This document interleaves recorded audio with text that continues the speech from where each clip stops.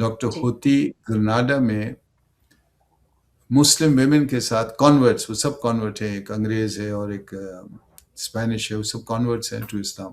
تو مسجد میں جی بیٹھ کے گرناڈا میں ہم نے ہوتی بات کر رہی ہیں.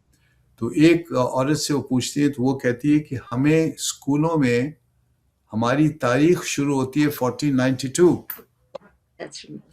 مطلب ہے اچھا مسلمان ختم ہے، ایکسپیلڈ ہیں، ہر مسلمان، ایک مسلمان نہیں چھوڑا وہاں قانون ہو گیا کہ مسلمان کی not leave in Spain, in Iberia after 700 years. آپ سوچیں ان کا اتنا کنٹریبیوشن تھا، ایگریکلچر، اسٹرانومی، ایجوکیشن. اس کے بعد ایک مسلمان نہیں رہ سکتا ہے ان اندلوسیا.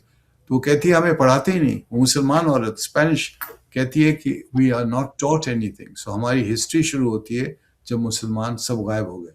تو غائب ہو دیر گئے از نو بالکل مسلم. اب آپ I'll give you a close example. آپ کو پتہ ہے میں نے عرفان حبیب کا لیکچر سنا. عرفان حبیب بڑے مشہور انڈین ہسٹورین ہے، بڑے مشہور مارکسسٹ ہسٹورین ہے، 50-60 زمانے کے، بہت مشہور ہیں. وہ علی گڑھ سے ان کا تعلق ہے. ان کا میں نے ابھی لیکچر سنا جو کہہ رہے تھے، وہ ہسٹورین ہے، وہ کہہ رہے جی تھے کہ پریزنٹ گورنمنٹ نے جو ہسٹری بکس لکھی ہیں اکبر اعظم کا نام غائب ہو گیا.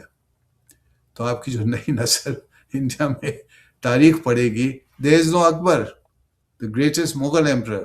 اورنگزیب کے تو پھر وہ پیچھے پڑے رہتے ہیں کہ وہ یہ تھا وہ تھا، بٹ اکبر کو غائب کر دیا. سو مجھے تو یہ شوق لگا کہ ایک قوم اپنے ہسٹری کو میوٹیلیٹ کریے، توڑ موڑ کریے، یہ کسی کا نقصان نہیں ہوتا، پھر آپ کا اپنا نقصان ہوتا ہے.